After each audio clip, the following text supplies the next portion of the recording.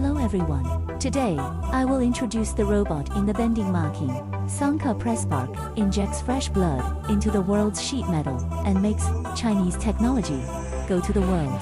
110 ton, 3207. One axis with diagonal pull. Rear gear material does not need synchronous belt.